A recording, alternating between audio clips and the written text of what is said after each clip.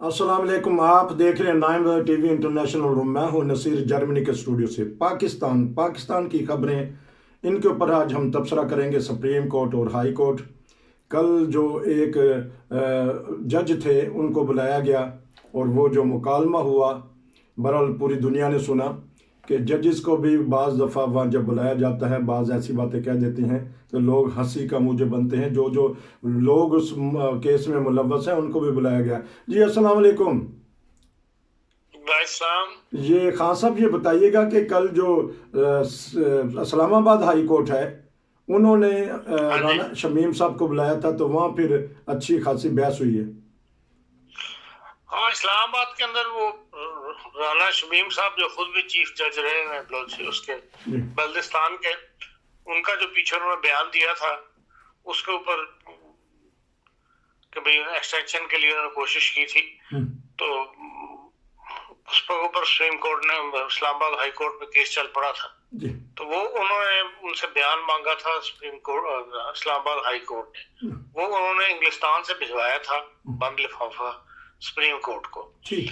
जो बात आप सुप्रीम कोर्ट को बंद लिफाफे में भेजते हैं एज ए खुफिया डॉक्यूमेंट्स के तौर पर, वो फिर वो जज ही देखता है, खोलता है जिस जज के पास उसका मुकदमा हो, और उसको फिर दूसरा कोई नहीं खोल सकता। तो इनमें ये है कि ये जो बात उन्होंने सुप्रीम कोर्ट को भेजी थी, हाई कोर्ट को भेजी थी, वो अखबार में भी शाया हुई। तो उसके ऊपर जाहिर है कि अब अखबार की सुर्खी होती है, उसकी इस्लामाबाद हाई कोर्ट की सुर्खी हुई है कि भाई उन्होंने ये बात लीक आउट की कि आया ये कोर्ट से लीक आउट हुई या वहां तक कहाँ पहुंची। इस की तय तक पहुंचने के लिए कल इस्लामाबाद हाई कोर्ट के जो अतर मंडला साहब है उन्होंने बुलाया था। जंग में शाया हुई थी तो मीर शकील रहमान को और उनका जो एडिटर है आमिर गौरी साहब, लंदन के हैं वो, और इस तरह वो अंसार अब्बासी साहब जिन्होंने लीक आउट की थी, इन तीनों को बुलाया था उन्होंने कि भाई आपने ये खबर कहाँ से ली।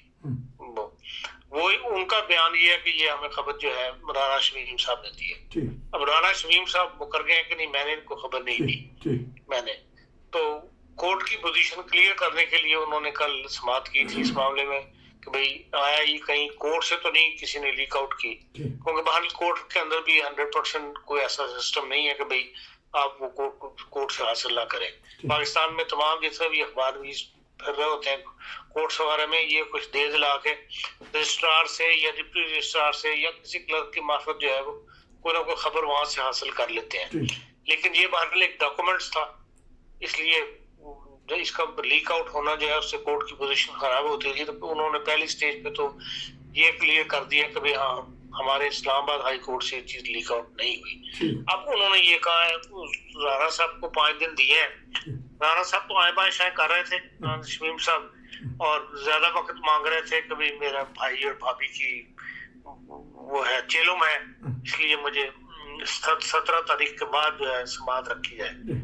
लेकिन अदालत ने उनका ये मौका तो सील नहीं किया, बल्कि भाई का जेल 5 दिसंबर को है, तो उन्होंने 7 दिसंबर को नई डेट दे दी है और उनसे ये कहा है कि भाई आप इस बात को क्लियर करें कि ये बयान हल्फी जो आपने इस्लामाबाद हाई कोर्ट को दिया था, ये आपने प्रेस को दिया है या नहीं दिया, या सिर्फ हमें दिया है, इसके अलावा आपने कहीं लीक आउट नहीं किया। तो उसके बाद फिर वो कोर्ट इसकी तहकीकात करेगी कि उनके हल्फी बयान के ऊपर वो क्या कहते हैं। अगर तो मान जाते हैं कि भाई हाँ मैंने ही प्रेस को दिया था, तो फिर भी वो मुजरिम बनते हैं कि जो बात उन्होंने कोर्ट में दी थी वो क्यों उन्होंने बाहर निकाली। जो एक खुफिया डॉक्यूमेंट से जब कोर्ट को दे दिया गया तो फिर कोर्ट ही उसको रिलीज कर सकती है, कोई दूसरा बंदा उसको रिलीज नहीं कर सकता। और अगर उन्होंने नहीं दी तो फिर वो सुराग लगाएंगे कि भाई ये कहाँ से लीक आउट हुई। तो बहरहाल ये एक कोर्ट का एक झगड़े वाली बात है।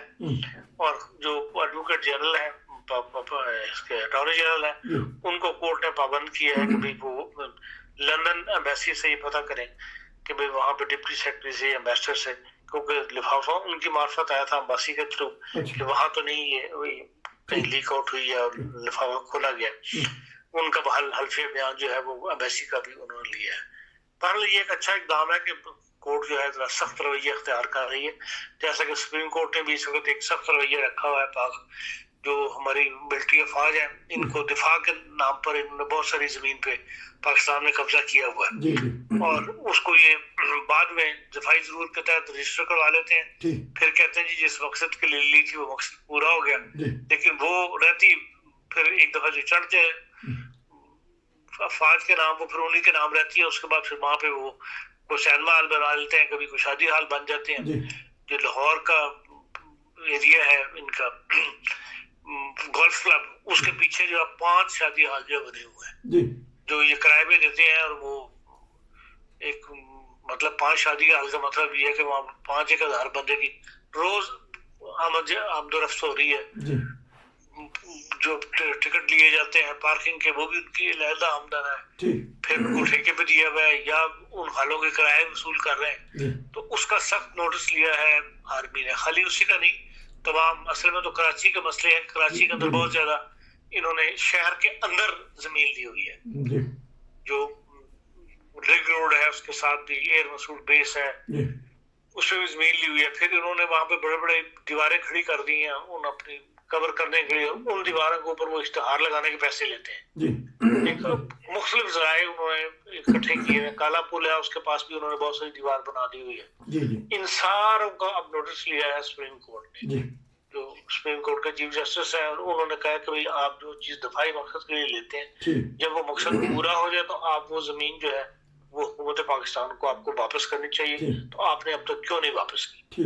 तो अब एक कमेटी बनाई गई है जो इन सारे अमूर का जायजा लेगी कि अब तक दिफा के नाम पे फौज पाकिस्तान ने, नेवी ने, एयरफोर्स ने और आर्मी ने किस कदर जमीन के ऊपर कब्जा हुआ और उसका क्या इस्तेमाल है, कौन कौन सी चीज उन्होंने नहीं वापस की और आगे उसको सिविल मकसद के लिए इस्तेमाल कर रहे हैं। दिफा की बजाय जो है वो उस पर पैसा कमाया जा रहा है।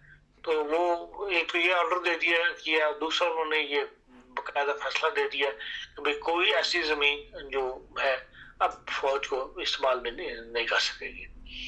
और उसकी यकीन दहानी करवाई है। उन्होंने कहा है डॉक्टर जनरल से कि भाई तीनों अफवाज जो है वो तीनों मसला अफवाज की तरफ से एक तहरीरी बयान जो है वो साइन करवा के तीनों से जो वजारत दिफा के सेक्रेटरी हैं वो सुप्रीम कोर्ट में जमा कराएं कि भाई आइंदा से कोई ये सनमे और ये हाल चाल जो है, ये तमाम कार्रवाइयाँ जो पैसा कमाने की हैं ये बंद कर दी जाएंगी।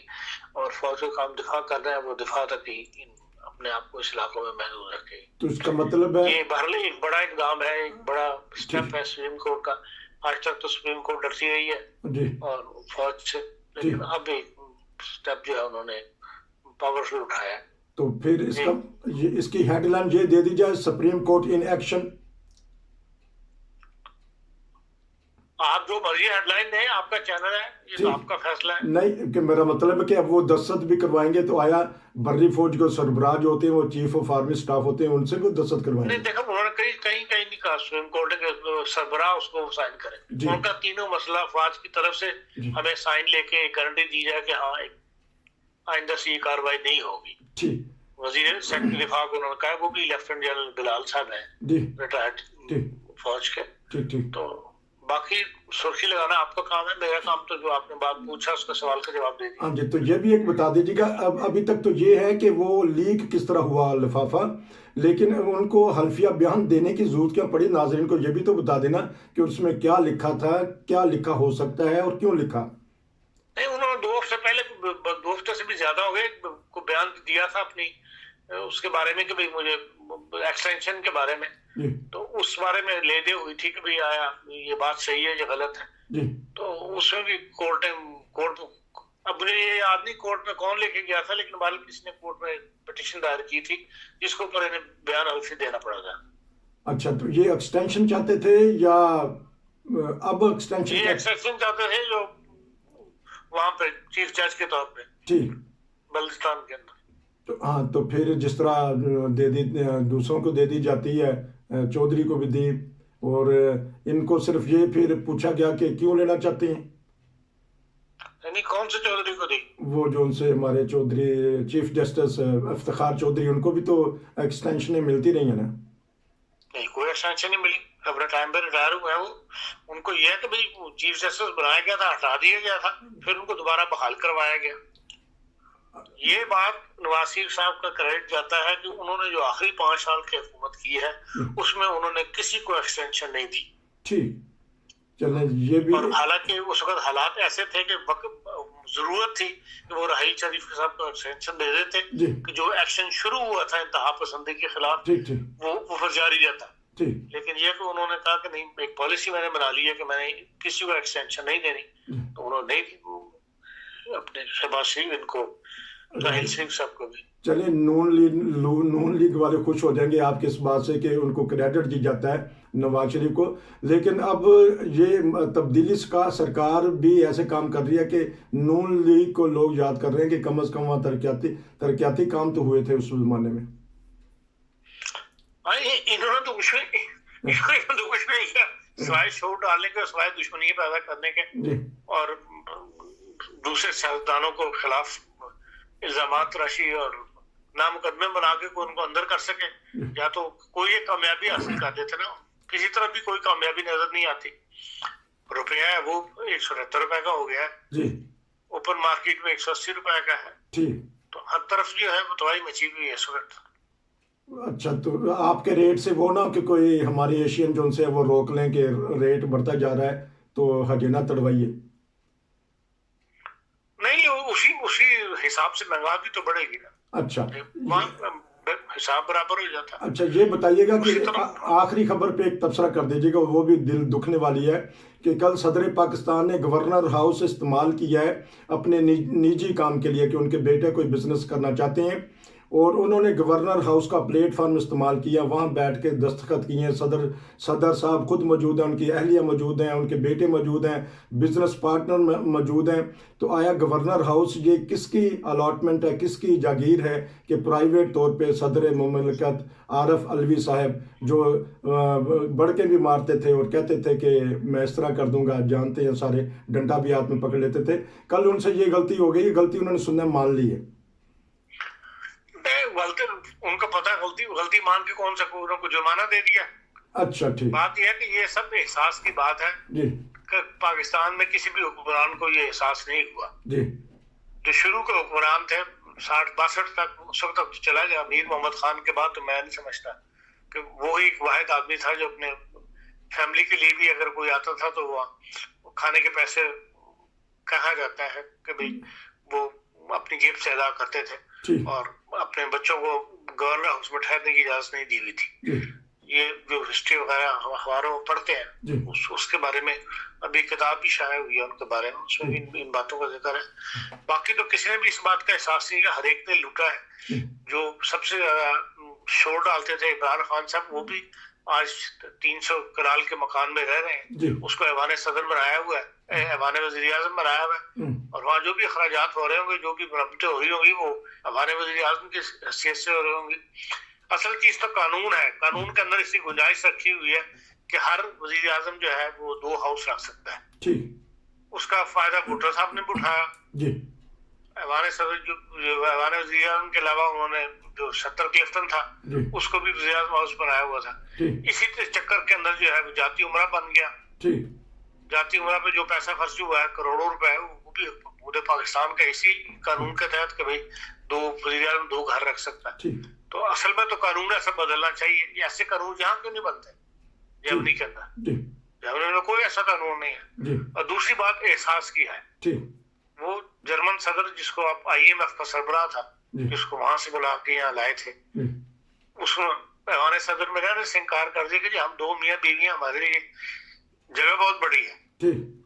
वो रात शिफ्ट हो गए शहर के अंदर, फ्लैट के अंदर, बड़ी प्रोटोकॉल वाले और वो जो ग्रीन बुक कहते हैं, सबने छोड़ डाला कि हमें यहाँ सिक्योरिटी करनी बड़ी मुश्किल है। उसने कहा तुम्हारा मसला है, मेरा मसला नहीं, मुझे किसी सिक्योरिटी की जरूरत नहीं है बेसिकली। और उसी फ्लैट में रिटायर हमारे सदर में नहीं रहा। अब ये एहसास की बात है, अगर हमारे हुक्मरानों को नहीं एहसास होता तो फिर क्या करें। वो जो हमारे फौत हो गए बेचारे लास्ट सदर जो थे नून लीग से, वो पूरे अपने नवासियां पोते पोतियां सब हमारे सदर के अंदर इस्लामाबाद में रहते थे। रफीक तारड़ साहब, रफीक नहीं तारड़ साहब नहीं है, ममनून हुसैन साहब, ममनून हुसैन साहब, ठीक है, कराची वाले। हाँ ठीक है, ये चले आपका। हालांकि उसमें बड़ी तनकीद हुई नहीं इस बात के ऊपर, लेकिन उन्होंने बात नहीं मानी। आखिर तब तक सारा पूरा खानदान जो है वो हमारा सदर इस्लामाबाद में ही रहा। चलें जी, आपका शुक्रिया कि आपने जो नई सूरत हाल है उस बारे में तबसरा किया। इंशाल्लाह फिर आपसे दोबारा मुलाकात होगी। नसीर को इजाज़त दीजिए।